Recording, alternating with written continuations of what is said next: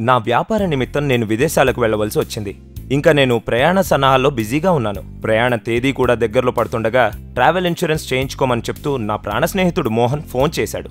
సమయం లేకపోవడంతో వెబ్సైట్ ద్వారా పాలసీకి దరఖాస్తు చేయాలని నేను నిర్ణయించుకున్నాను. రాధా, నాకు ప్యాకింగ్ పని చాలా ఉంది కాబట్టి వెబ్సైట్లో ట్రావెల్ ఇన్సూరెన్స్ గురించి చూడటంలో నాకు సహాయం చేయగలవా? ఏదైనా సెర్చ్ ఇంజిన్లో చూసి నాకు కావలసిన సమాచారాన్ని ఇవ్వు.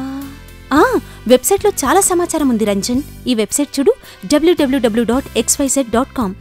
దీనిలో అనేక ట్రావెల్ ఇన్సూరెన్స్ పాలసీలున్నాయి. మనం వాటిల్లోంచి ఎంపిక చేసుకోవాలంతే. ఇంకెందుకు ఆలస్యం? వాటిల్లో చౌకైన దాన్ని ఎంపిక చేయి. వెంటనే దాన్ని పూర్తి చేద్దాం. ఒక్క క్షణం ఆగు, నేను ఓసారి మోహన్ అడుగుతాను. హలో మోహన్, నేను రాధా కలిసి ట్రావెల్ ఇన్సూరెన్స్ పాలసీ గురించి వెబ్సైట్లో చూస్తున్నాం. అనేక ఇన్సూరెన్స్ కంపెనీల పాలసీలున్న ఎన్నో వెబ్సైట్లు ఇక్కడున్నాయి. వాటిల్లో దేన్ని ఎంపిక చేసుకోవాలో అస్సలు అర్థం కావడం లేదు. ఈ విషయంలో నాకు నీ సలహా చాలా అవసరం మోహన్. మీరేదైనా బ్రోకర్ వెబ్సైట్ని చూస్తున్నారా? కంపెనీ పేరులో బ్రోకర్ అనే పదం ఉందా?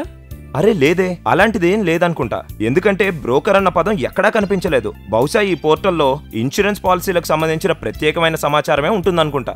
రంజన్, అటువంటి పోర్టల్స్ ని రిజిస్టర్ చేసుకోవడానికి insurance regulatory and development authority కొన్ని మార్గనిర్దేశకాలను పొందుపరిచింది. వాటిని వెబ్ అగ్రిగేటర్స్ అంటారు. మీరు చూస్తున్న అటువంటి పోర్టల్ ఏదైనా IRDHA రిజిస్టర్ చేయబడిందై ఉండాలి. IRDHA రిజిస్టర్ చేయబడని పోర్టల్ లేదా వెబ్సైట్ ద్వారా పాలసీ కొరకు ఎన్నటికీ దరఖాస్తు చేయకూడదన్న సంగతి మరవకండి. గుర్తుంచుకోండి, వివిధ బీమా కంపెనీలు అందిస్తున్న బీమా పాలసీల గురించిన సమాచారాన్ని IRDHA లైసెన్సు పొందిన వెబ్ అగ్రిగేటర్స్ మాత్రమే ఇవ్వగలవు.